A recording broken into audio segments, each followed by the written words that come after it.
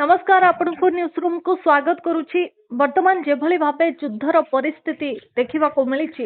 अनेक क्षेत्र रे हमें देखिया को जा पाउछु जे दरदाम वृद्धि घटुछि किंतु सुना उपरे केउंठी ना केउंठी ए मूल्य खसुछि। तबे आजिरो अपडेट कोन आसुछि सुना और रूपा को नै कोन कहिबे आगामी दिन रे कोन रहइबो ए मूल्य। जय जगन्नाथ। आजिरो सोनार मूल्य अच्छी आपनरो 24 कैरेट अच्छी 1,60,690 जेबड़ी की काली थिला 1,62,220 टंका 1,530 टंका करेक्शन आसीची। आउ 22 कैरेट आपनरो रेट अच्छी आज 1,47,300 टंका 18 कैरेट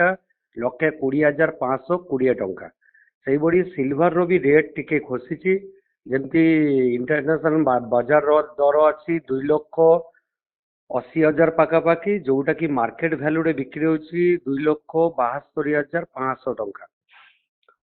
तो यही हिसाब रे आमे देखुछु जो कहिले आपण शुभश्री जे युद्ध कथा रे सोना रेट एक्चुअली बढ़िबार कथा काहे की कमिला ए रीजन हमारो अभिज्ञता रे कहूची जे जेमाने आपण इन्वेस्ट करथिला ए सोना रे से माने एबे प्रॉफिट बुकिंग रे लागि छी माने सेल करी की बुकिंग करिवो बोली। तो सही हिसाब रे जेतु सेल हे जाई छी मार्केट रे आपण अवेलेबल गोल्ड अच्छी बोली कि टिके रेट टा खसी छी किंतु आपण माध्यम रे मु कहबा को चाहूची ये रेट रहिबो नाही आउरी टिके करेक्शन आसी पारे किंतु बढ़िबो आगामी दिन रे आहुरी बढ़िबो किंतु वर्तमान समय रे जा कुआ जाउथला जेतबेले युद्ध आरंभ होइबो एई मूल्य रे बहुत चेंजेस आसीबो बा वृद्धि पाइबो किंतु एमिति गोटे स्थिरता काहे की देखा देला वर्तमान समय रे जेमति भाबे कमुची केउंठी ना केउंठी डॉलर बढ़ुची सुना कमुची ए गोटे तार मुख्य कारण होई पारे। 100% डॉलर रो आज स्थिति देखंतु इंडियन डॉलर आज 94 को पाखापाखि होल्ड रे अछि। तो यही हिसाब रे आपण देखिबे जे डॉलर आपण रो से माने डॉलर मजबूत करिया को से माने प्रोसेस करछिन ये सब डेटा युद्ध चलछि मोर हिसाब रे ए आपण रो फिजिकली युद्ध न ए गोटे प्लानिंग रो डेटा युद्ध चलछि तांकर भीतरे सेही हिसाब रे जे माने आपण देखिबे एबे गोल्ड रे समस्त निवेश करछन्ती सब आड़े पैसा आपण गोल्ड रे पोसुची मोर हिसाब रे मोर अभिज्ञता रे कहूची आज्ञा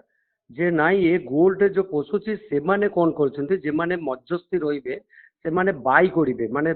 जेतर देखिबे स्थिति टिके स्थितिशील होई तांकर डायलॉग बाजी जो आपण अमेरिका कहंतु रूस कहंतु ए माने जो चलची तांकर कथा से कथा अनुसार सोना बढ़ुथिला पुनी सोना कमुथिला। तो यही हिसाब रे लोक जे माने निवेश करथिले जे माने अछंती मझरे मध्यस्थ जे माने निवेश करछन्ती से माने कोन करछन्ती तांको डायलॉग बाजी रे से माने सेल करछन्ती आउ स्थिति देखि के से माने बाई करछन्ती वर्तमान से माने सेलिंग ऊपर अछि। तो समस्त सेल करले ऑटोमेटिक रेट टा टिके खसिबो। तो ये बेसी करेक्शन आसीनी आपण माध्यम रे मु कहबा को चाहूची जे निवेश एई टाइम रे करंतु आपण जिंसो